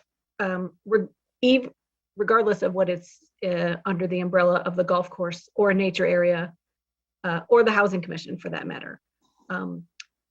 What the city does with it is not so much a Planning Commission purview. The zoning designation is. And whatever the Parks Department is using it for, regardless, the appropriate zoning designation is PL. Thank you. Commissioner Lee and then Commissioner Gabrandel. All of my questions have been answered. Thank you. Okay, Commissioner Gabrandel. I just wanted to also say that if you look this up in the city's GIS, there's a huge chunk of this. It's all wetland too. So not only do you have the floodplain going on there, you have a wetland to the kind of northeast. It's. I mean, you could probably tuck some structure in there, but it really the parcels, you know, are largely around the water piece of it, it seems to me it would be pretty tough to shoehorn anything in there. But it is great. I think that there's some sort of contiguity. I have walked this area quite a few times. I think it would be great if there was some sort of pedestrian connection through there, frankly, because there's a path that goes through the northern part across the road and just kind of dumps out into the road at that point. You're walking along the dirt road, and it would be really great, actually, if there was a connection through there, which you could totally do within the 500-year floodplain. And I think that would be amazing to have more continuous connection through there. So I would encourage the Parks Department to think about those connections, because there are some kind of informal pathways through there, and it really would be nice to formalize some of those, because you really can walk a whole long way through this area to be able to get to other natural areas within the city as well, through some kind of adventurous zones. And it really would be cool, I think, to formalize that a little bit more. And so I'm excited that the city is going to take this on to be able to steward the creek, and to be able to think about, I hope they think about the larger potential connections that go through here as well. So I'm in high support of this one. Commissioner Sauvé. Question procedurally, like, this has already been annexed and this is already under Leslie Golf Course. Okay. Like, as part of that administration process. Part of it, Alexis, you said tonight adjacent to a city park, and then in the staff description it says adjacent to a city, comma, and proposed to be a city park. I guess when I was kind of reading staff report, I was like, what are the triggers for this for when it isn't a floodplain, and how I was ready to go off on a whole golf course thing. Now I'm all like pro river and wetlands thing, but I'm curious about like how this got to a thing. And I've seen that's kind of right at the end. Yes, if you could clarify that. The attorney's office found, the attorney's office provided me with this information. And correct, this has been done and approved by the state, but that the Home Rule City Act, Act 279 of 1909, has a section that says, where the territory proposed to be annexed by any city is adjacent to the city and consists of a park or vacant property located in a township and owned by the city annexing the territory, and there is no one residing in the territory may be annexed to the city solely by resolution of the city council of the city. Okay. So it never has to be. I tried to paraphrase and common sensify, but that was the exact language. So it doesn't ever have to be like specifically a planned park or have been a park, vacant land. It could be either or. I thought this was it. They're mentioned when it says it consists of a park or vacant property. Yep. Okay. And this is vacant. That was kind of one of those, I was like, what, because it goes back to like the caller is like, what is this park? How does this go if it doesn't have a plan, sort of thing? So it's more actually landing in the vacant land category rather than the park category. And then the golf course is the steward, which I'd rather than be a steward of wetlands than golf holes, but we'll get to that some other time maybe. That's it. Thank you. Mr. Leonard, did you want to add on to that? Yeah, it's a very beautiful golf course, Ms. Commissioner Sauvé. I just want to, I'm not sure if this was in your question or not, but I just want to be clear. So when, in this case, the city does have a process for considering acquisition of properties. And so it goes through an analysis where it consults with staff. It has a land acquisition committee that is a subcommittee of function of the Parks Advisory Committee. Ultimately, that recommendation is made by the Parks Advisory Commission to the City Council in order to make any sort of acquisitions. At different times, they might be considering factors of active park desire, that is, that there is an opportunity. I think in this case, it was this opportunity presented itself, and as I described, I think this was more of a opportunity for ecological stewardship than a desire to add a new park or expand the golf course. Appending it to the golf course, again, is, I think, a function of geography. So I don't, I heard a piece of that in your question. I just want to let you know that there is a very robust process that, and at times, the city's presented with opportunities, and if it doesn't meet those values, the city doesn't pursue the acquisition of those properties. If it doesn't meet an ecological purpose, or it's not a high value natural resources, or there's no intention to expand a park. So Yeah, that's helpful. Because we're actively reviewing city sites for affordable housing. So how did those come in? Is there opportunity for more acquisitions to go through that pipeline?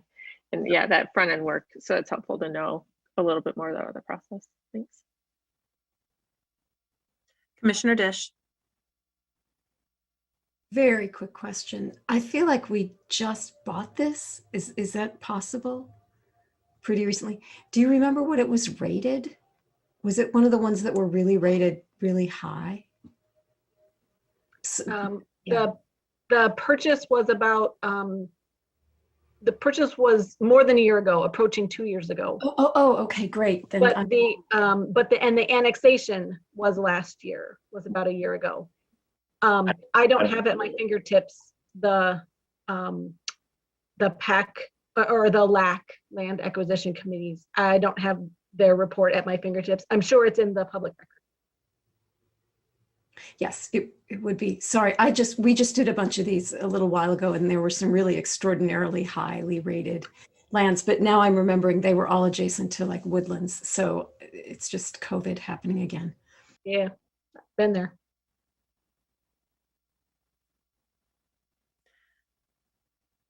Commissioner Abrams, was that a hand or not really? No, okay. I am going to, I'm with Commissioner Sauvé that I was ready to rail against golf courses. And ultimately, like from a, this is not generally our territory, right? This is up for the pros plan, which honestly, the pros plan, the Parks and Recreation Open Space, is part of the master plan.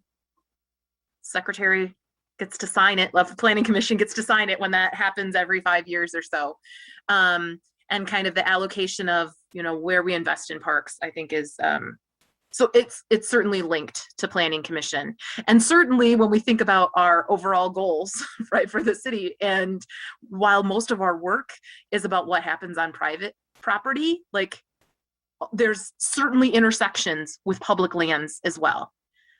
I think just the optics of this being part of the golf course, like sends the message like we're expanding golf courses. And so I think it's not great, because I also feel like, but expanding golf courses is not necessarily where I think our priorities overall are. However, I'm with Commissioner Sauvé and with Commissioner DeBrandel here that this is wetlands, this is water protection, rather than golf course as highly manicured, places. But I would just say, at some point we're going to have a conversation about golf courses generally. I think that's worthwhile. So this one is okay. So Go ahead, Commissioner Grimband. Yeah, so noted. So I am no golfer. I am not generally a big golf proponent, but I will tell you, as somebody who has been working very closely with the Huron Hills Golf Course, and has therefore also been working closely with the folks that have been at Traver, they are very sustainable in the way that they manage all of their golf courses. They have naturalized huge chunks of areas. They are a leader for all kinds of other golf courses. They have this program that they started called Monarchs in the Rough that other golf courses are emulating now. And I think we actually have a lot to be proud about with the way that our golf courses are run in this city. Right now, I'm working in a project where we are naturalizing huge areas within the Huron Hills Golf Course for stormwater stuff, and they have been completely on board. And I would just say that I think we have a really fine staff here that really cares about all of those issues as well. And I'm completely on board with like golf courses in general, but I think there's a lot of really great things happening with golf courses in our city. So I think that that's a good vote. I think some of this is because we had an event today on campus talking about sustainable transportation and like EVs, like you've got to have the land space to like generate renewable power, which That's is right. not like I different know. footprint, right? And the That's and the right. mining associated with it. If you talk about biofuels, like that's largely often takes a footprint too. And so those are the new technologies. Like the other thing that you can do for sustainable transportation is put people where there are jobs in walkable neighborhoods. And so that's where like sustainable golf course is awesome. Like in a place where we need housing, that's the thing that I think we need to have, like where having a conversation about like how many and like what could be done on that property. Sure. Because this is where the jobs are. Right. So many golf of courses them, that you can walk to, awesome. Like we can walk to any golf course. Like anybody in the city can walk to a golf course. Anyway, but that's for another time. Yeah, and many of ours are in floodplains, and many of ours have a lot of woods on them, and many of ours are on very steep slopes, which would all be very difficult to develop. So just keep that in mind too. But again, I know this is a conversation for another day. But any other comments? Probably about the rezoning rather than the hating on golf courses. Commissioner Lee. Just want to make procedurally, this makes sense to me, and I'll be voting in favor. Just want to make that note. Thank you. All right, I think we're ready for a vote, Mr. Leonard.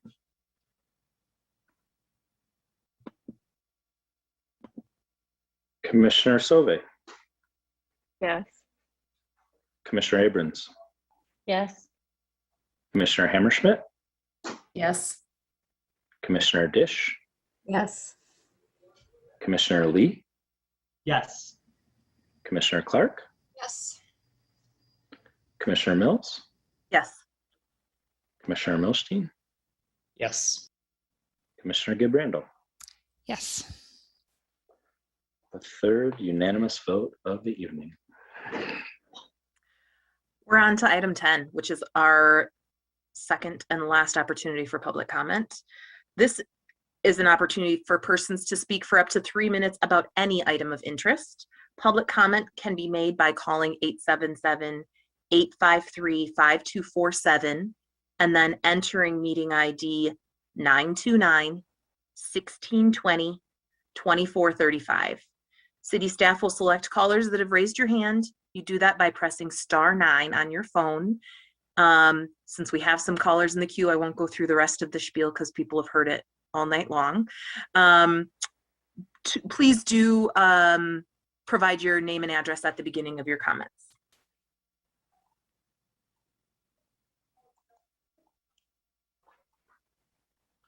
Caller with the phone number ending with 382. Caller with the phone number ending with 382. You have 3 minutes to address the Planning Commission. Hi, this is Libby Brooks at 2260 Traver again. I just want to thank you for explaining why it's being the parcels that on Traver are going to be put under the golf course. I also wanted to say that the Leslie Park Golf Course is an amazing group, and they do a very wonderful job of being ecologically friendly, and it's a wonderful use of space. And I just would urge the commissioners to wait until they have actually, looked at the golf courses before they start talking about removing them. So thank you for your time tonight. And I'm looking forward to helping with the continued restoration of Traver Creek. Thank you.